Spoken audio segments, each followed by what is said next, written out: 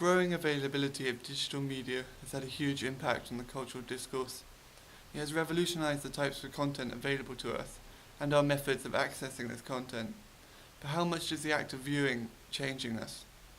Digital media aims to emotionally stimulate us. Shows are crafted to take people on a journey, experiencing high peaks and moments of sadness.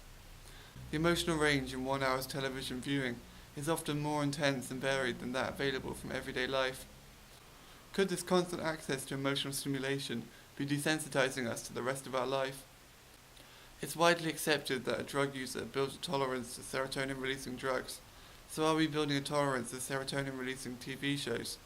And how is this affecting the rest of our lives? Are we increasingly needing the highs and lows of artificial drama to connect with our emotions?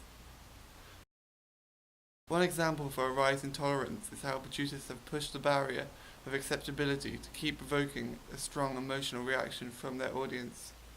Contrasting primetime entertainment shows like I Love Lucy and Big Brother, you can clearly see how the demand for sex and shock factors have changed television, leaving the initial boundaries of taste and public decency far behind.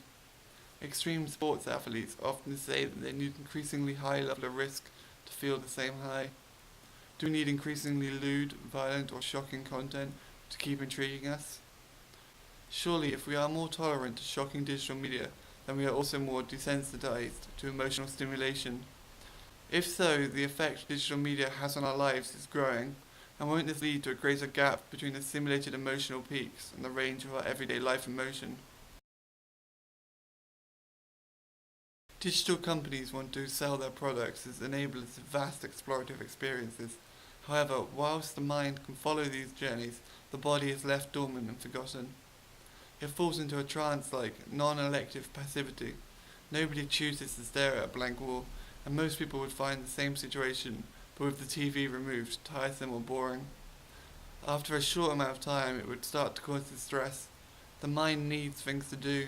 Digital media spoon-feeds the mind a constant trickle of pre-digested information. This information is not a dialogue. We don't need to exercise the cognitive side of our brain. Just take in stimulus like a sponge. This puts your life on pause. Whilst this would be fine as a release and could even have beneficial stress-reducing properties, it is starting to overtake our lives. A recent study by Ofcom found that UK adults spend on average 8 hours and 41 minutes per day on media devices. We spend more time per day on digital devices than we do asleep. We are constantly learning, and our lives are moulded by the environments and challenges that we choose to face. What then if we dedicate huge portions of our time to this near vegetative state? Are we becoming accustomed to processing information in one form, expecting to be spoon-fed and entertained? Do dialogues like interacting with other people become more strenuous or less accessible? This new golden age of entertainment seems to have people caught in a fever of X-Factor vote-ins and rainforest bug-eating. This new media is so easy to consume, it is a constantly available escape, with no pressure to think. Just sit there and have your emotions generated for you. But how far are we being changed by the act of consuming this content?